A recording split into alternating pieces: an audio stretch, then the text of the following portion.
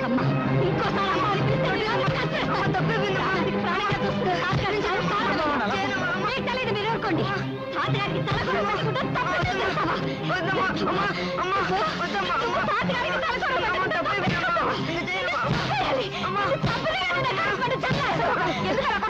ఏదో పస్తారా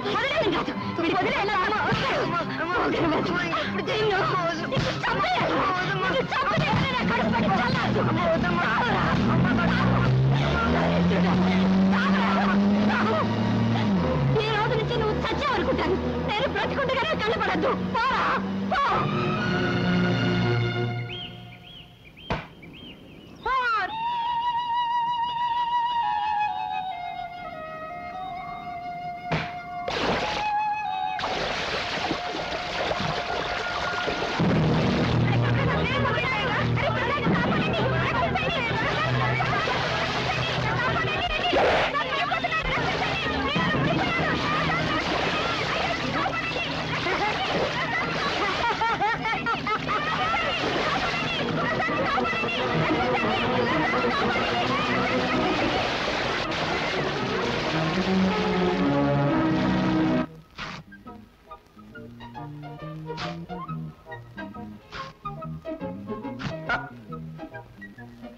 ఏదో బ్లేడు మళ్ళీ దిగింది ఏడాది కూడా వచ్చి సావదు అయ్యా ధర్మం బాబు ధర్మమ్మా నువ్వు చెయ్యి నేను తీసుకుంటా ఏంటయ్యా నీకు ధర్మం చేయాలంటే నేను లోపలికి నడుచుకుంటూ వెళ్ళాలా పొద్దునే తాగిన కాఫీ అనవసరంగా అరిగిపోద్దా డబ్బాలో ఉన్న బియ్యం చేత్తో పట్టుకోవాలా పట్టుకుంటే చేతులు అరిగిపోతాయా ఆ బియ్యం పట్టుకుని అక్కడి నుంచి ఇక్కడ దాకా మళ్ళీ నడుచుకుంటూ రావాలా కాళ్ళు అరిగిపోతాయా ఈ నష్టం నువ్వు భరించగలిగితే నీకు ధర్మం చేయడానికి నేను సిద్ధం వద్దులే బాబు ఇన్ని మాటలు చెప్పినందుకు నా నాలుగు అరిగిపోయిందని నా బొచ్చి లాక్కున్నా లాక్కోగలరు నాలుగు అరిగిపోయిన సంగతి మర్చిపోయి నాకు ఏదైనా పడేసిపో బంగారయ్యా బంగారయ్యా నీళ్ళలో పడ్డాడయ్యా పడ్డా దరిద్రం వదిలిపోయింది 80 కోట్ల మందిలో కూడా పోయాడు పడింది మీవాడనయ్యా లక్ష్మి ప్రసాద్ లక్ష్మీ ప్రసాద్ వాడు నీళ్ళలో పడి మునిగిపోతుంటే ఈ కుర్రాడే ధైర్యం చేసి కాపాడాడయ్యా బాబు ఒక్కగానొక్క బిడ్డ ఆయన కాపాడా ఏమిస్తే నీ అప్పు తీరద్దయ్యా ఏ పట్టుకో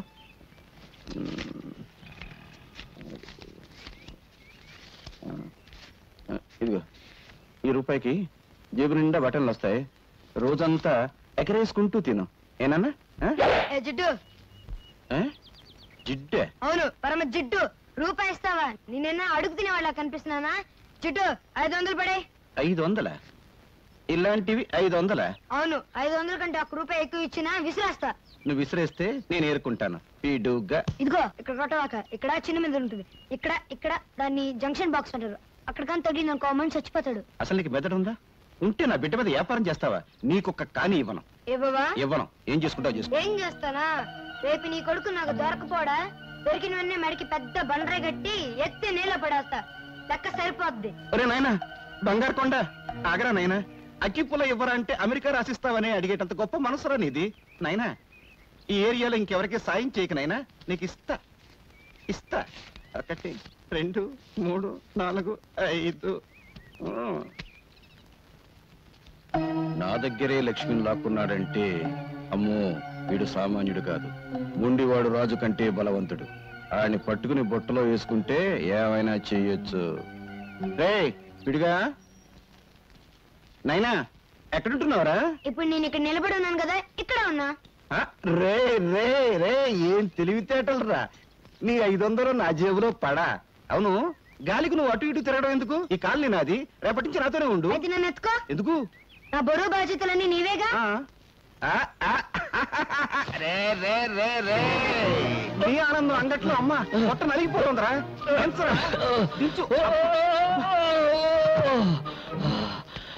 మోసింది నేనైతే నువ్వు ఆయాసపడతావేంటి జిడ్డు అబ్బు 2 బస్తాల రూపాయల బిళ్ళంత బరువు ఉన్నావు ఇదిగో జిడ్డు మన కాలనీలో వసూలు చేసిన అద్దె మొత్తం 30,050 పైసలు లెక్కెట్టుకో ఈ బంగారే లెక్కెట్టుకోడరా బరువే